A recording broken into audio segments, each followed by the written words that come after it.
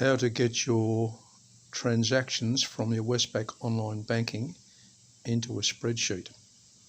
Obviously, first of all, what you've got to do is log into Westpac Online Banking. So you enter your customer ID and password. Once you log in, you'll be presented with a page that shows you each of your bank accounts and the balance of each account. I've cut the balance part off on this screen. After clicking on one of the accounts, you're presented with an account activity screen that looks like this. Notice I've touched the More downward pointing arrow and I've got an extra list of items, one of which is Exports and Reports. This is the one that you have to click on to go further. Don't use the Statements one. The Statements one option at the top will not give you transactions, and you cannot manipulate statements as in a spreadsheet. You'll now be presented with the Exports and Reports page where you need to select transactions, the one that's with the red line around it. Make sure you click on the little right triangle to get it activated. Now you're presented with a transaction export page where you can set a number of parameters, one of which is the dates that you want to export. It'll be defaulted to today's date. Personally, what I like to do is check what I have exported in my last spreadsheet and cover the last day of what I have exported in the last spreadsheet. That way, I'm making sure that I don't miss any transactions. So you enter the from date and the to date. The next thing is to enter the accounts that you want to actually export. Even though you only went into one account, you can export a range of or all the accounts from this particular screen. If you don't select any, it exports them all together, and then you can separate them in the spreadsheet. Personally, I like to split them up and do it multiple times. Anyway, that's where you select that. You select the accounts you want to export by clicking on the little downward triangle where it says select account options, and as you select them, they'll show as a black bar. You can have multiple selected, as I said. If you don't select any, it exports them all, as I said before. Once you've selected them, you need to select the type of format you want to export it in. To do it in spreadsheets, you need to select the CSV one, the one that's highlighted in red with a red crooked round line around it. The date format you can leave at DDMMCCYY, which is day, month, century, year. That's probably okay for what most people want to do with a spreadsheet. After I've selected the type of file format I want, I get this dialog box that opens up and tells me where I want to save it to. It just automatically comes with the number and CSV. I don't even change that. I just click on OK and save that. Right? It goes through and does it, and I'm using Chrome browser, and it tells me to put it there. If I double click on it there, it opens it up and appears to open it up in my default spreadsheet, which is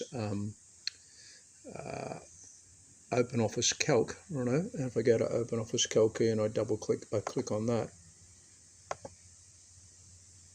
it should open it up. There we are.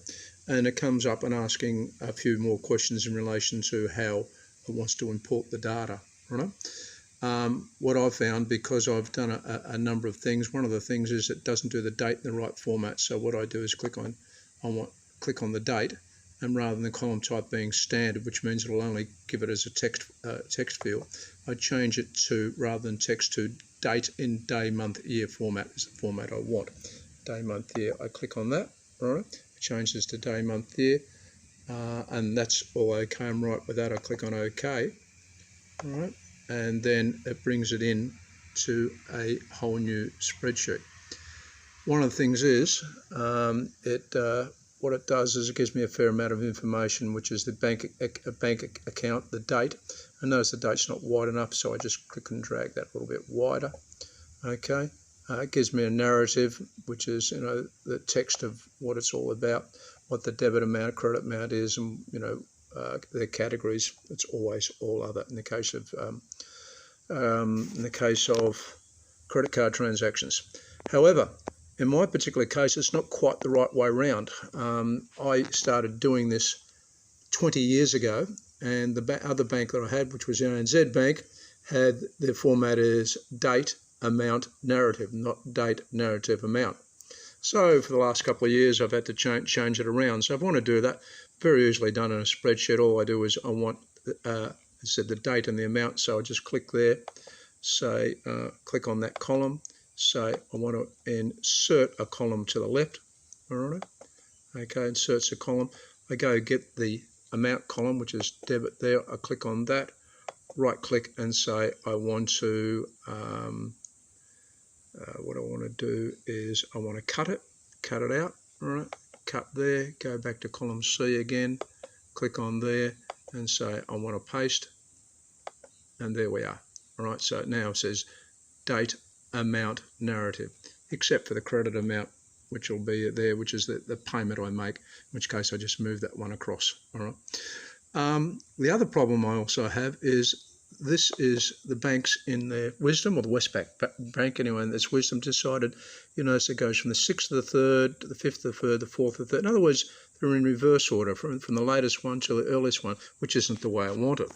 Well, one of the advantages of a spreadsheet is you can change these things around. You can simply say, I don't want it like that, so I select Shift. The whole lot. Shift, and then right at, I'm not at the right position to start with. Shift right arrow takes me to the end of the data, and Shift down arrow,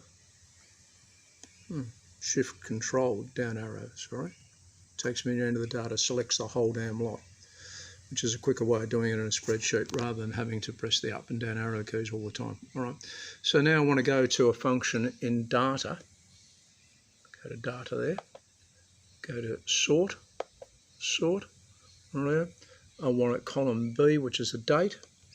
It hasn't given me the name of the thing, so it's column B. Normally it would give me the name. I want it in ascending order. I just click on OK, and there we are. Control Home. I'll go back again, Control Home.